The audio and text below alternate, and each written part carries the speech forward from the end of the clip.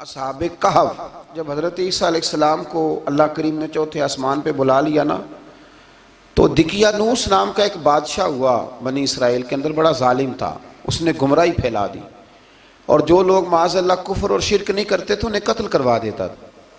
तो 7-8 नौजवान अपना ईमान बचा के भागे। ओहो हो अल्लाह अकबर, सारी दुनिया माल बचा के भागती, वो 7-8 नौजवान अपना ईमान बचा के भागे कि ये हमें कहीं कुफर की तरफ ना लौटा दे। तो जाके एक गार के अंदर चले गए, तो एक कुत्ता भी उनके साथ हो गया। उन्हें कुत्ते को बड़े रोड़े मारे कि ये अगर भौंकेगा, आवाज़ निकालेगा तो हम पकड़े जाएंगे, हमने तो छुपना है। पर उसको ना वलियों से प्यार हो गया था। उसने कहा भगाओ जितना मर्जी मुझे, फितरत मेरी है कि मैं भौंकता हूँ, पर जब अल्लाह के वली हों तो फिर मैं अदब करता हूँ। ये कुरानी वाक़या। अच्छा, ये ऐन वो वाक़या है कुरान मजीद का कि जो बहुत सारी चीज़ों पर वैसे ही नास है और बहुत सारी ज़ुबानें वैसे ही गुंग हो जाती।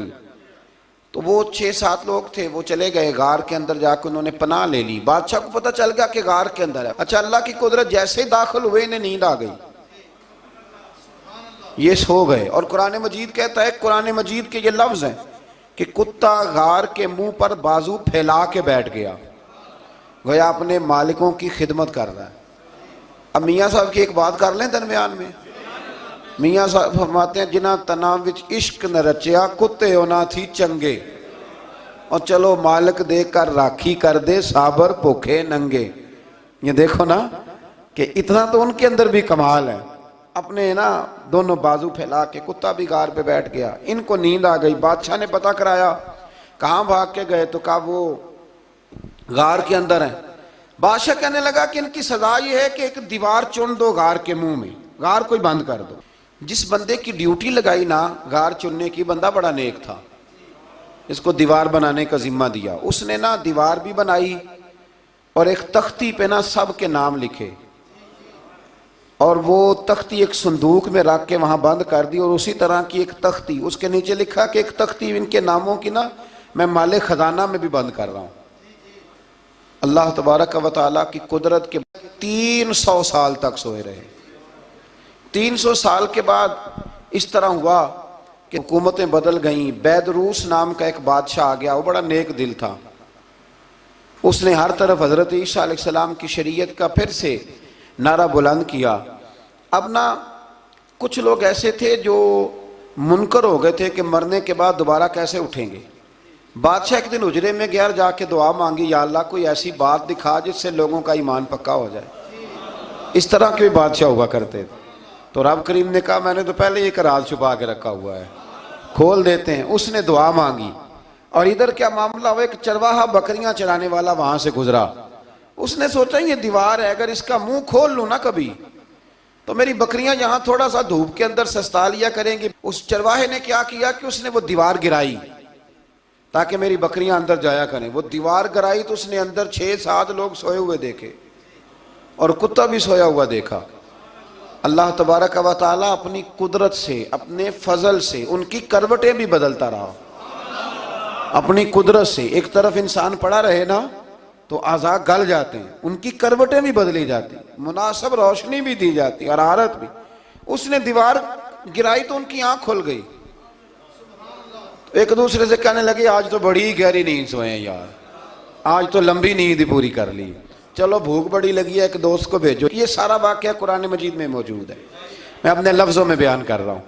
जाओ एक दोस्त को भेजो बाजार से ना खाना ले आए, पैसे वही 300 साल पुरानी करेंसी। वो जब नान भाई की दुकान पे गया ना सामान लेने, उसको पैसे दिए तो नान भाई ने हाथ पकड़ लिया, कहने लगा, मियाँ तू किधर से आया, ये कौन से पैसे? उसने कहा, पैसे काहे के, मैं भी सोच रहा हूँ कि हालात बदले बदले हैं, सारे हजरत ईसा का कलमा पढ़ रहे हैं, माहौल और है। उसने कहा, तेरे हाथ कोई खजाना लग गया है। ये तो हम नाम सुनते थे कि यहाँ को दिकियानूस नाम का बादशाह है, कोई खजाना, बता कहाँ से लिए। शोर हुआ, हाकिम शहर तक खबर पहुंची, बादशाह तक पहुंची। उसने बताया कि भाई हम तो दिकियानूस के डर से भागे हैं, कल भागे हैं या आज सवेरे, इतना ज्यादा हमें पता नहीं, कल या आज सवेरे बस ना। इतना सा हमें याद है कि हम गए थे, बहरहाल लोग जमा हो गए, इकट्ठे हो गए, गार तक पहुंचे। अब जो गार के अंदर थे वो पता कहते कहते लगता है हमारा दोस्त पकड़ा गया है। अब पकड़ा गया है तो अब बंदे जमा हो, वो अंदर डर रहे थे, तस्बीह कर रहे थे, अल्लाह को याद कर रहे थे। इधर ये पहुंच गया जब उन लोगों ने ये जीता जागता रब के फजल का नमूना देखा और बादशाह ने कहा कि ये क्या है। संदूक खोला तो उसके अंदर वो तख्ती लिखी थी कि ये इनके नाम है, ये दिकियानूस से डर के भागे हुए हैं, यहाँ ये सो रहे हैं और इसी की एक तख्ती मैंने फलां जगह भी दफन किया, वो तख्ती भी वहां से निकल आई। अब सब लोगों की आंखों में आंसू आए और सब कहने लगे ला इलाहा इल्लल्लाह, ला इलाहा इल्लल्लाह, ला इलाहा इल्लल्लाह। सब कहने लगे इन्नल्लाह अला कुल्लि शैइन कदीर। जब उनकी बात पूरी हो गई, लोगों के ईमान पुख्ता हो गए, तो असहाबे काफ कहने लगे कि हमें अब इजाज़त है, हम फिर दोबारा गार में जाते हैं। वो गार में गए तो रब ने फिर उन्हें मौत अता फरमाई, नींद अता फरमाई, तोहफा दिया। बादशाह ने फिर उसके आगे दीवार बनाई और वहाँ बादशाह ने एक मस्जिद तामीर करा दी, लोग ज़ियारत करने जाते। ये असहाबे काफ का जिक्र है। अब यहाँ हमारे मुफस्सिरीन ने लिखा है कि वो जो कुत्ता था ना, वो भी साथ ही था। अल्लाह क़यामत वाले दिन उसे इंसानी, या तो इंसानी शक्ल मिलेगी या जैसे रब का फजल होगा रब करीम उसे भी जन्नत अता फरमाएगा।